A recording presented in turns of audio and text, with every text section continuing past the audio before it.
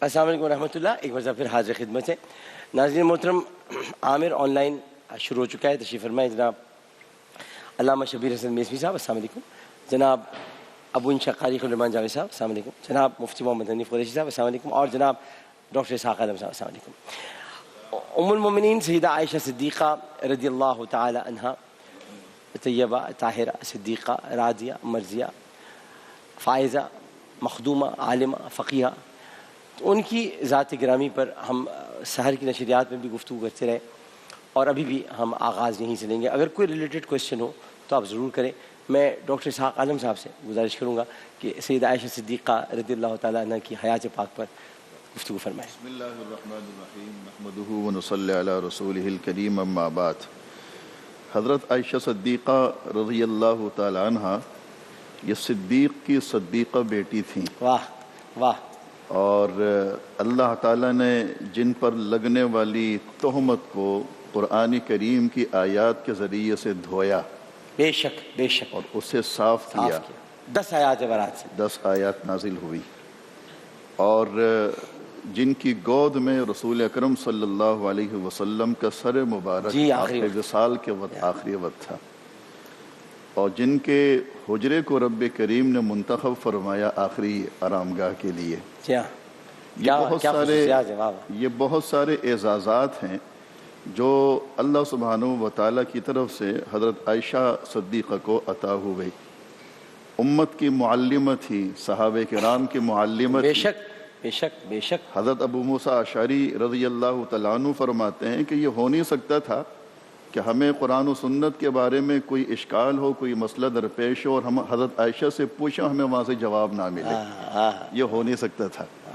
رسول اکرم صلی اللہ علیہ وسلم فرماتے ہیں کہ پوری امت کے خواتین اور میری ازواج مطہرات ان سب کے علوم کو جمع کیے جائے تو عائشہ کا علم پھر بھی ان سب خواتین کے علموں سے زیادہ ہوگا. اتنا اللہ پاک نے ان کو علم اعتبار سے نوازا تھا. ان کے بھانجے ہیں عروہ بن زبیر رضی اللہ تعالیٰ عنہ، وہ فرماتے ہیں کہ تاریخ کا علم ہو یا قرآن و سنت کا علم ہو یا فقہ کا علم ہو یا طب کا علم ہو، میں نے حضرت عائشہ سے زیادہ کسی کو عالم نہیں دیکھا. ہمیں حضرت عائشہ صدیقہ رضی اللہ تعالیٰ عنہ کے طفیل امت کو، خاص طور پر ہماری خواتین کو، ہماری بچیوں کو کیا سبق حاصل ہوتا ہے. ابھی بچیوں کا سیگمنٹ ہو رہا تھا تو اس میں باتیں چل رہی تھی، گفتگو ہو رہی تھی کہ کس طریقے سے تربیت ہونی چاہیے اور کیا کچھ ہونا چاہیے کیا نہیں ہونا چاہیے. بہت اچھا پروگرام تھا. حضرت عائشہ صدیقہ رضی اللہ تعالیٰ عنہ کی حیا مشہور تھی. بے شک.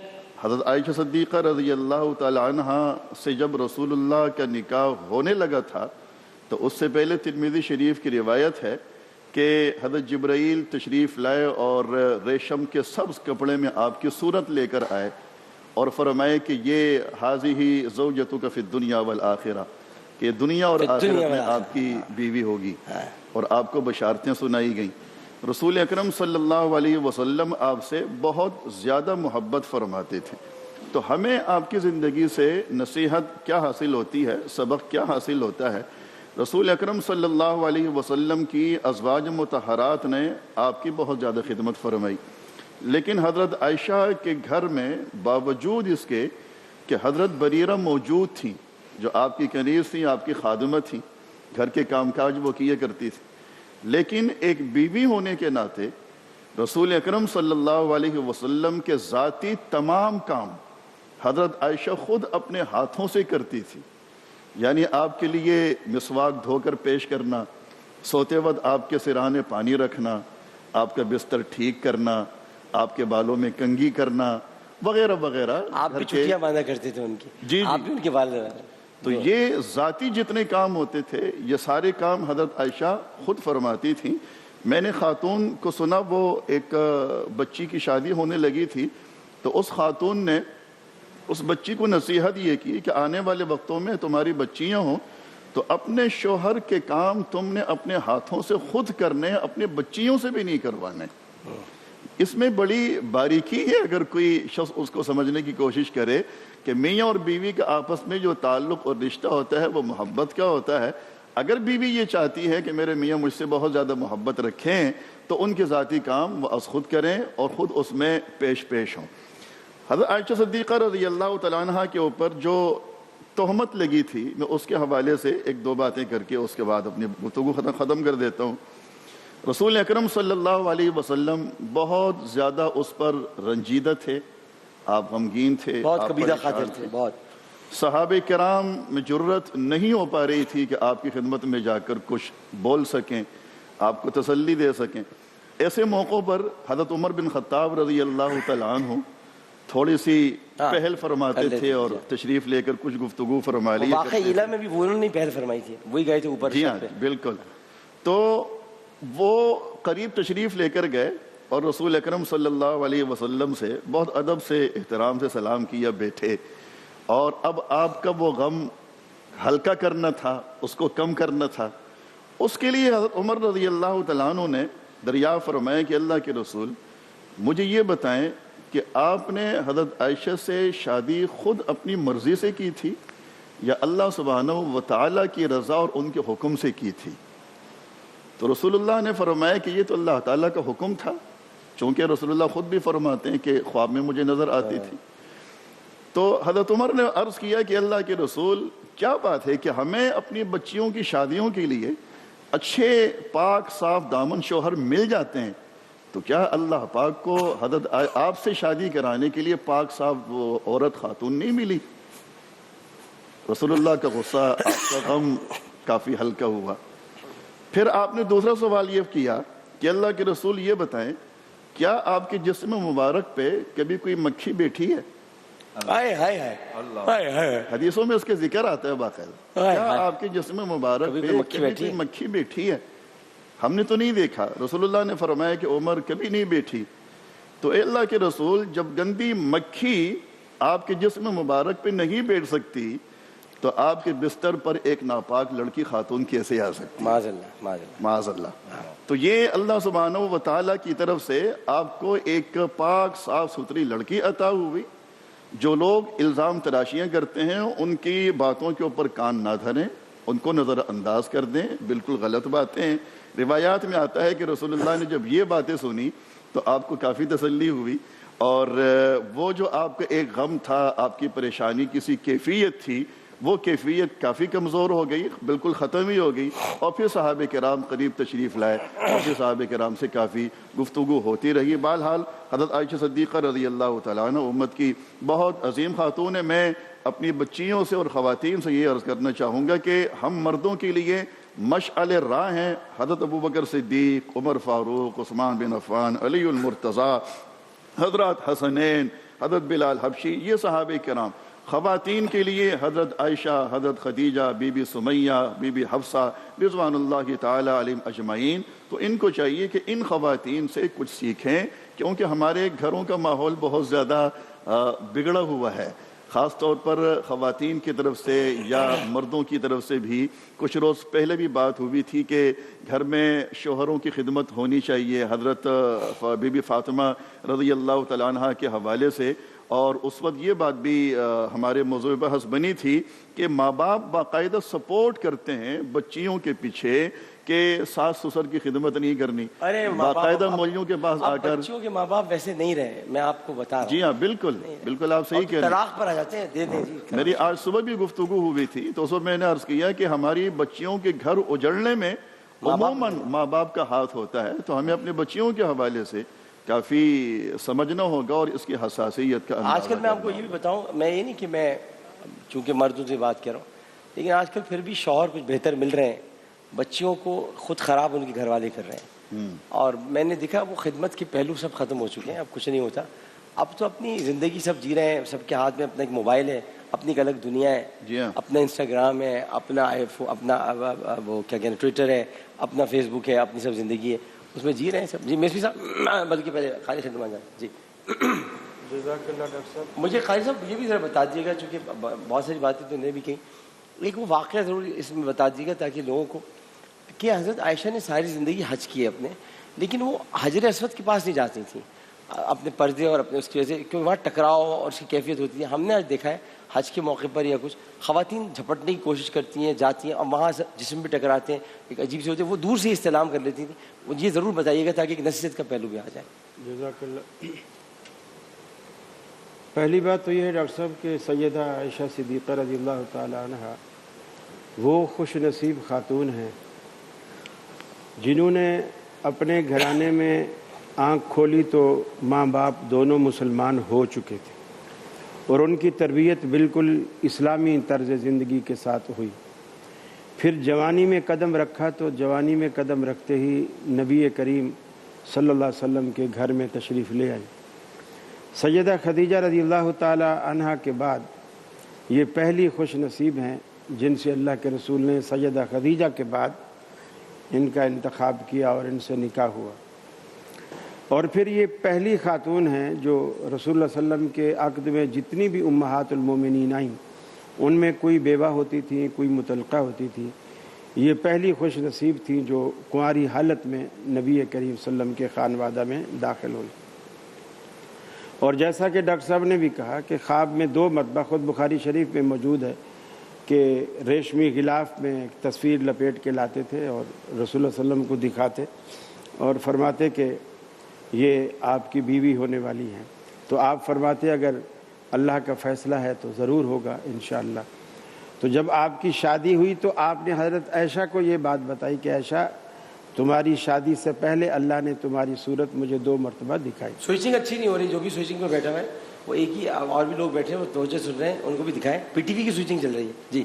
تو دوسری بات یہ ہے کہ رسول اکرم صلی اللہ علیہ وسلم نے جس محبت اور پیار کا اظہار سیدہ عائشہ سے کیا کہ صحابہ کرام کو بھی یہ بات معلوم تھی کہ جب حضرت عائشہ کی باری والے دن اللہ کے رسول ان کے گھر میں آتے تو صحابہ زیادہ تر تحفے تحائف اسی موقع پر دیا کرتے تھے.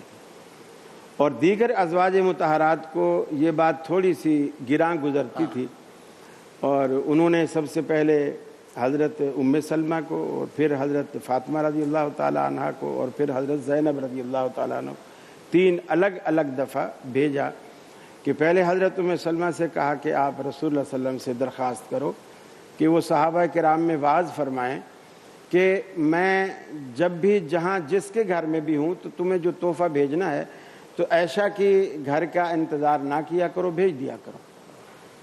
آپ نے ایسا اعلان نہیں کیا. سیدہ فاطمہ رضی اللہ تعالی عنہ کو بھیجا گیا. سیدہ فاطمہ نے عرض کی کہ اللہ کے رسول تمام امہات المومنین کا یہ خواہش ہے کہ آپ صحابہ کرام سے یہ کہیں کہ صرف عائشہ کے گھر میں تحائف نہ بھیجیں، باقیوں کے بھی بھیجا کریں.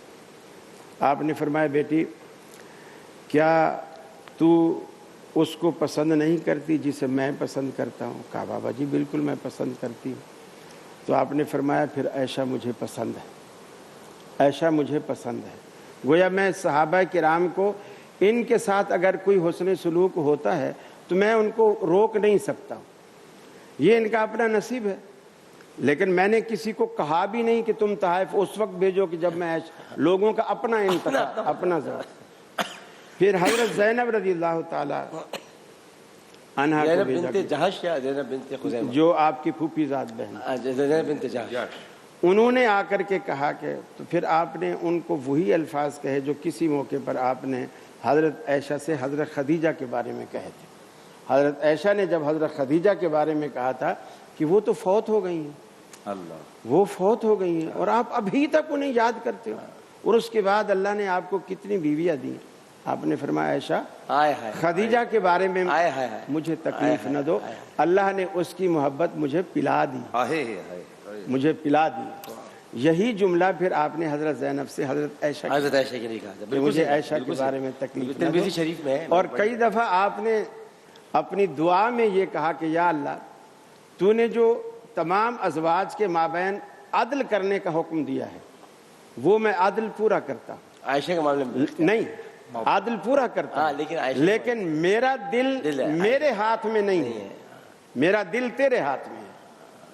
اگر اس کا مقصد یہ تھا کہ اگر میرا دل کسی کی اب جیسے یوسف علیہ السلام کی والد کے اور بھی بیٹے ہیں 12 بیٹے ہیں۔ اور ماں باپ کو سارے پیارے ہوتے ہیں، لیکن بعض دفعہ کسی بچے کی ادا، اس کی ذہانت یا اس کا لاڈ پیار اتنا ہو جاتا ہے ماں باپ کے ساتھ کہ باقی بڑے ہیں، یہ چھوٹا ہے، یہ زیادہ محتاج ہے توجہ کا، تو اور ماں کبھی باپ کبھار کی کچھ ادائیں بچوں کی ایسی ہوتی ہیں کہ ماں باپ اس طرف کھنچ جاتے ہیں، بالکل اس طرف ہو جاتا ہے۔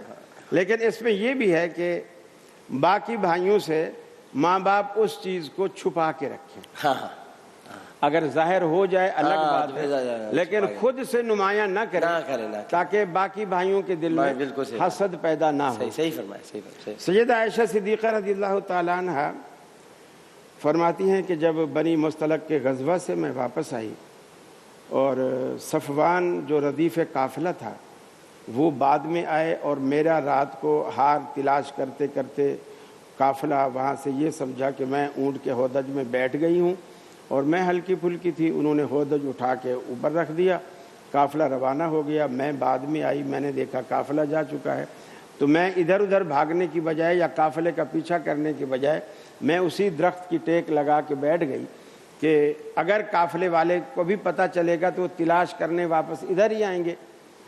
تو میں وہاں بیٹھ گئی اور میری وہاں آنکھ لگ گئی، رات گزر گئی، صبح ہو گئی، سویرا ہو گیا، دن کی روشنی ہو گئی، چہرے سے کپڑا ہٹا ہوا ہے۔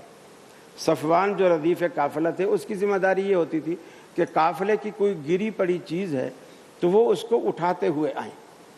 تو وہ جب ردیف قافلہ آیا اس نے مجھے دیکھا تو فرماتی ہیں کہ پردے سے پہلے اس نے مجھے دیکھ رکھا تھا اور دیکھتے ہی پہچان گیا۔ اس نے کہا انا للہ و انا الیہ راجعون، اور جیسے اس نے انا للہ و انا الیہ راجعون کہا میری آنکھ کھل گئی۔ میں نے سب سے پہلے اپنے دوپٹے سے اپنا چہرہ ڈھانکا، اس نے میرے سامنے اونٹ بٹھایا اور میں اونٹ کے اوپر سوار ہو گئی، وہ پیدل چلتا رہا اور تقریباً دوپہر کے قریب ہم قافلے سے جا کر مل گئے۔ پھر مجھے کچھ پتہ نہیں کہ منافقین نے میرے خلاف کیا طوفان بدتمیزی کھڑا کیا ہے، میں تو بالکل سمجھنے سے قاصر تھی۔ 30 دن کے لیے کمرے میں ہی بند ہو گئی تھی۔ جی 30 دن کے لیے کمرے میں ہی جی بالکل، اور رسول اللہ صلی اللہ علیہ وسلم کی وہ لطافت، وہ محبت، وہ الفت، وہ پیار جو میں آج کے دن سے پہلے محسوس کیا کرتی تھی، آج سے میں وہ نہیں دیکھ رہی، لیکن تجسس بھی ہے۔ پھر فرماتی ہیں میں نے سوچا کہ چلو میں ماں باپ کے گھر چلوں اور وہاں سے اماں ابا سے پوچھوں گی کہ کیا معاملہ ہے، اللہ کے رسول مجھ سے کیوں ناراض ہے۔ اللہ کے رسول سے اجازت مانگی، آپ نے دے دی، گھر چلے گئے۔ وہاں جب گئے تو ابا سے پوچھا، اماں سے پوچھا، رسول اللہ صلی اللہ علیہ وسلم محزون نظر آتے ہیں، آقا کیوں محزون ہیں؟ آپ نے فرمایا بٹیا اگر وہ محزون ہیں تو ہم کب خوش ہیں، ہم بھی تو اسی طرح غم میں ڈوبے ہوئے، لیکن کسی نے مجھے بات نہیں بتلائی۔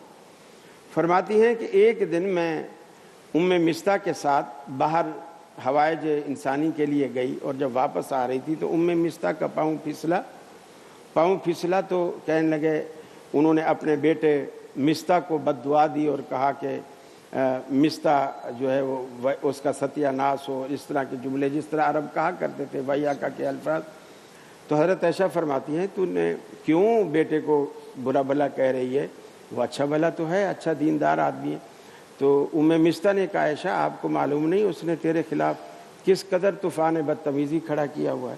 وہ حضرت صدیق اکبر رضی اللہ تعالی عنہ کے بھانجے تھے اور آپ مالی معاونت کرتے تھے، اور اسی دن حضرت صدیق اکبر نے کہا آج کے بعد میں اس کو 1 ٹکا بھی نہیں دوں گا، اور اللہ تعالیٰ نے قرآن مجید میں فرمایا کہ کیا تم اپنی ذاتی خوشی اور ذاتی خوشنودی کے لیے ایسا کرتے ہو، تم تو اللہ کی رضا کے لیے دیتے ہو۔ تو اللہ کے رسول صلی اللہ علیہ وسلم کہ وہ صحابی انہوں نے پھر سے دینا اسی طرح شروع کر دیا۔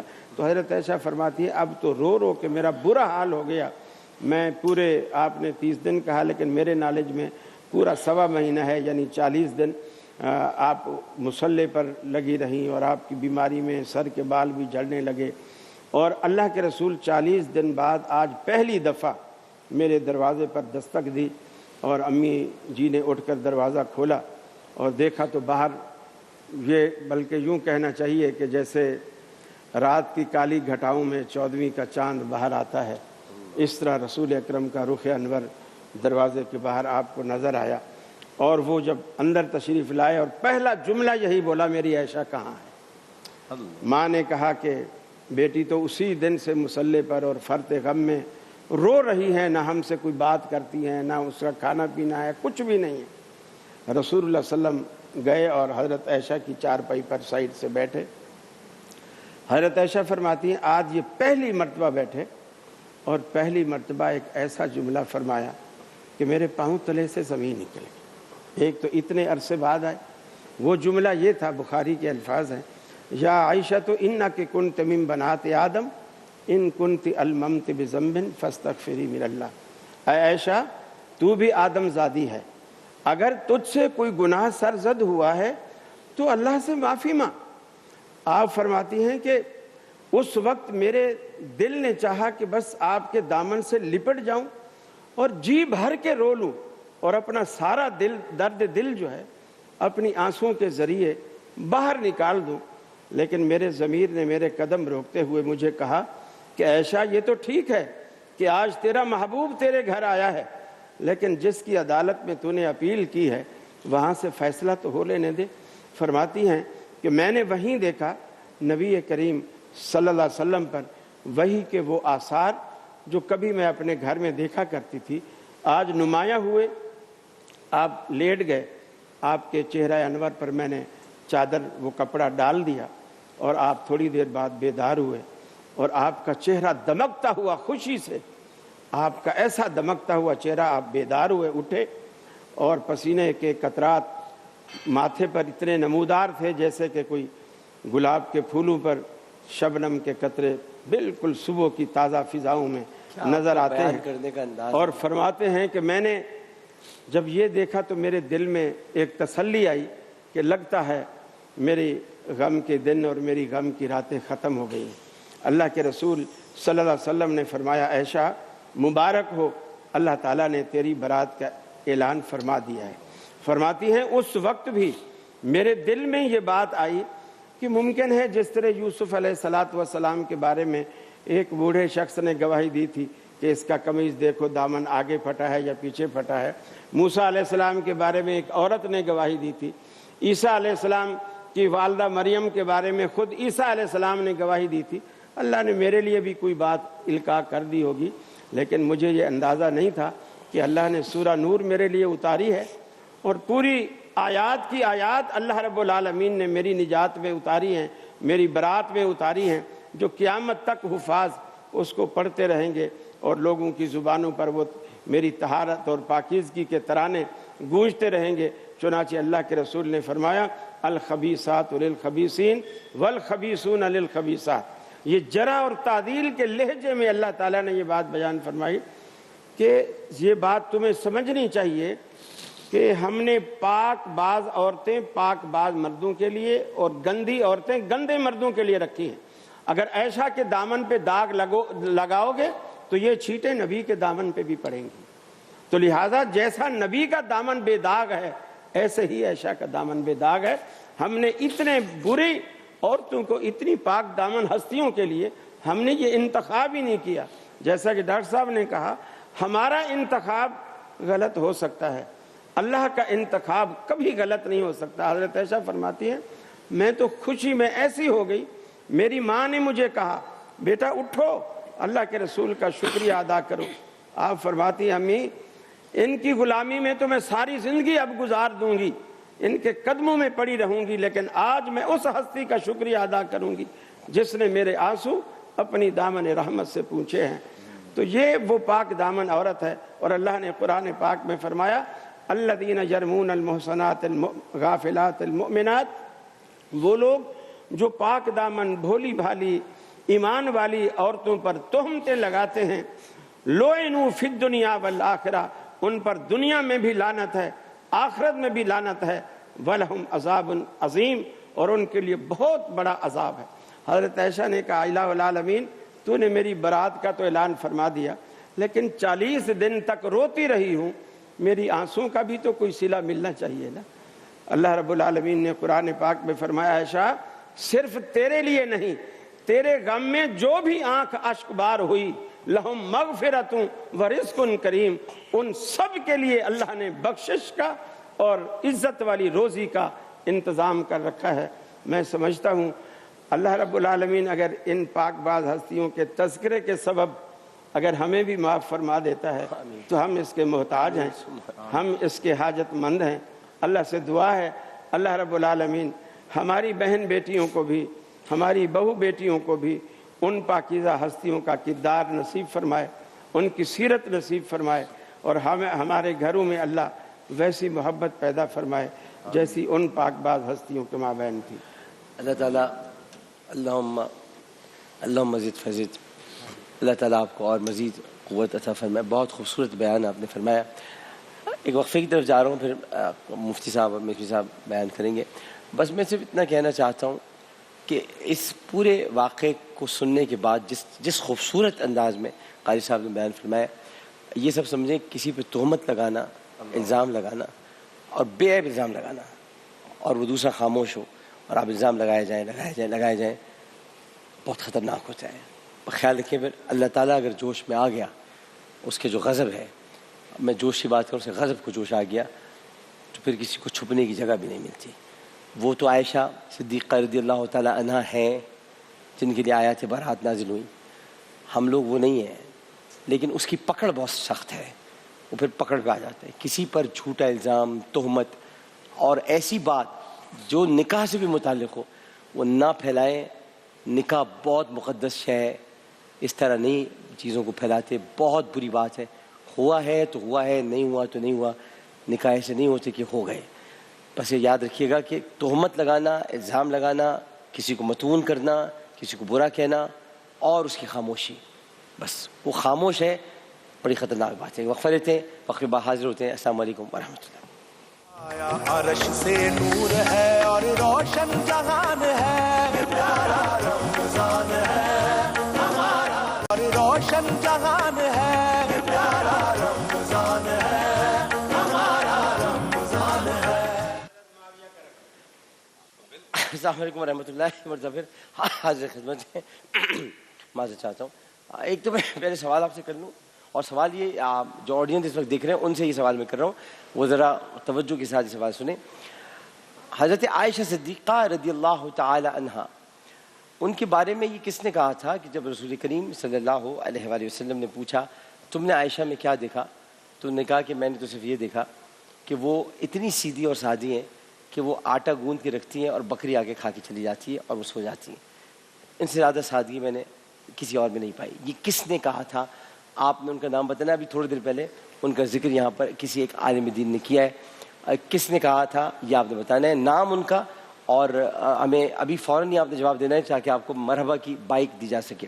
آج ہماری افطاری جو ہے وہ فوڈ پینڈا سے آ رہی ہے، اور فوڈ پینڈا دے رہا ہے 50% تک ڈسکاؤنٹ، لہٰذا ہم نے ڈسکاؤنٹ کا، ہم نے کہا چلو ڈسکاؤنٹ چل رہا ہے ہم بھی منگا لیتے افطاری، تو فوڈ پینڈا کی افطاری آ جا رہی ہے۔ سوالات کی طرف پڑھنے سے پہلے چونکہ ابھی گفتگو تمام نہیں ہوئی، میں گزارش کروں گا جناب میسوی صاحب سے کہ وہ بسم اللہ الرحمن الرحیم۔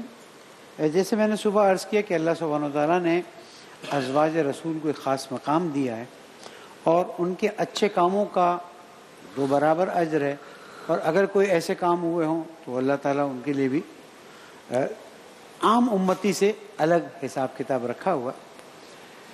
ہمارے لیے یہ بات بہت ہی خوبصورت ہے کہ یہ جناب حضرت سعد بن ابی وقاص سے نقل کی گئی۔ اگر ریفرنس میں تھوڑا سا آگے پیچھے سنن نسائی میں نے حدیث دیکھی کہ فرمایا گیا کہ جب ہم یہ دیکھنا چاہتے تھے کہ کون مومن ہے اور کون منافق ہے، تو ہم اپنی محفل میں حضرت علی علیہ السلام کا ذکر چھیڑ دیتے تھے اور اسے پتہ چل جاتا تھا کہ کون مومن اور کون منافق ہے۔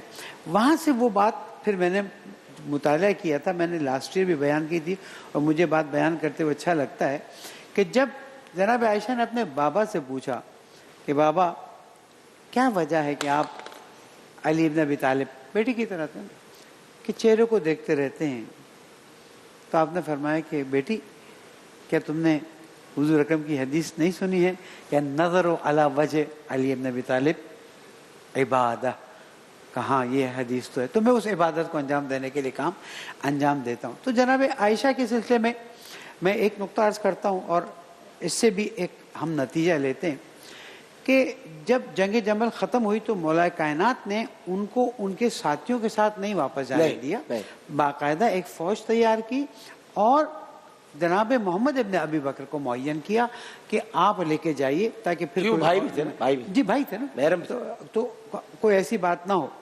تو جب واپس مدینہ پہنچے تو آپ نے کسی سے گلہ فرمایا کہ علی نے رسول کی زوجہ کا وہ احترام نہیں کیا جس طرح سے کرنا چاہیے تھا، اور 40 فوجیوں کے درمیان میں میرے بھائی کے ساتھ مجھے واپس بھیجا۔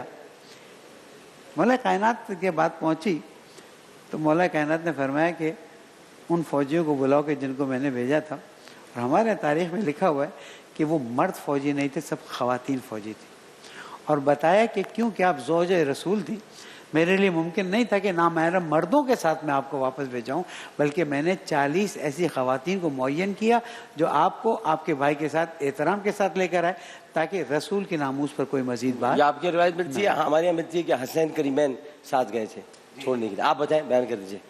بہت شکریہ میسی صاحب۔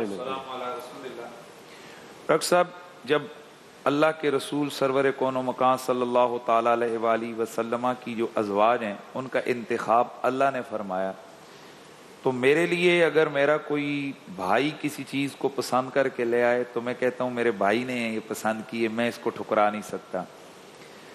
تو رسول کے لیے اللہ انتخاب کرے تو حضور کا اپنی ازواج میں سے کسی زوجہ کے حوالے سے ناپسندگی کا تصور بھی نہیں لایا جا سکتا، لیکن ان میں سے بھی بعض ازواج وہ ہیں کہ جن کے ساتھ حضور کی محبت، جیسے کہ انہوں نے بیان فرمایا کہ اوروں کے مقابلے میں بہت زیادہ تھی، اور حضور نے خود فرمایا کہ یہ میرے قلب کا معاملہ ہے، میرے دل کا معاملہ ہے۔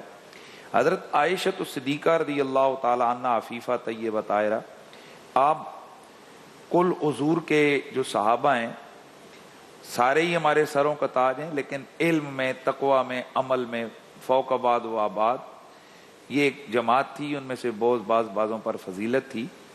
ان میں سے